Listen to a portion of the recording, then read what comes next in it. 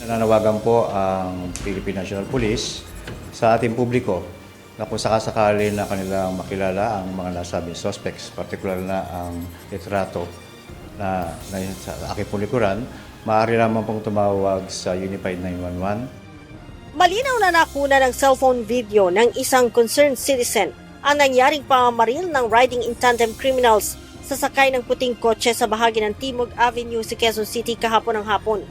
9 na beses na pinagbabari ng suspect ang driver at pasahero nito. 4 na tama ng bala ng caliber .45 pistol ang tinamo ng driver habang 6 naman sa pasahero nito. Matapos ang pamamaril, mabilis na nakatakas ang mga suspect. Sa isinagawang follow-up operations ng Quezon City Police District, na-recover agad sa bahagi ng Scout Rallyos ang motorsiklo na ginamit ng mga salarin. Kasama ring natagpuan ang helmet ng mga ito. Base sa isinagawang validation, nadiskubring peke ang motor vehicle number na nakakabit sa motorsiklo.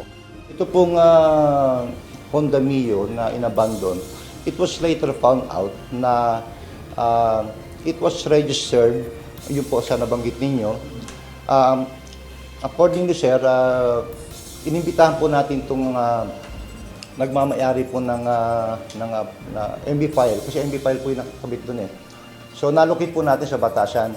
And itong tao na to, nagtungo po sa batasan at sinabi niya na meron akong MB file number, pero hindi sa akin yan kasi yung MB file number po naka-register po sa isang Honda Click, hindi po sa Yamaha Mio. So ito po kinopya po yung MB file number. Ayon kay QCPD Station 10 Commander, Police Lieutenant Colonel Zachary Capellan, bago iwan ang kanilang helmet at getaway vehicle, nagpalit pa ng damit ang mga suspect bago naglakad at sumakay ng tricycle patungo sa Quezon Avenue.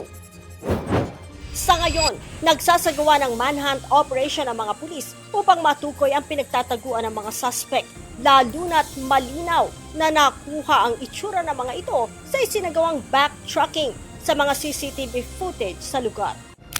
With the immediate creation of our investigation, special investigation team, sa pamumuno ng aming district director na si Police Brigadier General Randy Ben Silvio, tinututukan to investigasyon na to. Ongoing po yung pagkakandak po ng follow-up operation.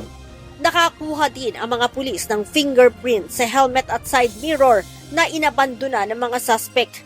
Dagdag pa ni Colonel Capellan, kasama sa anggulong iniimbestigahan ng binuong Special Investigation Team ay kung may kinalaman sa negosyo ang nangyaring pamamaslang. Based on assessment, dahil nga businessman yung victim who owns bar, clubs, and billiard establishment. So, meantime, yun po ang assessment natin. It has something to do with the incident or business-related incident. Leia Ilagan, UNTV, News and Rescue. Diyos ang aming sandigan, serbisyo publiko ang aming pinahahalagahan.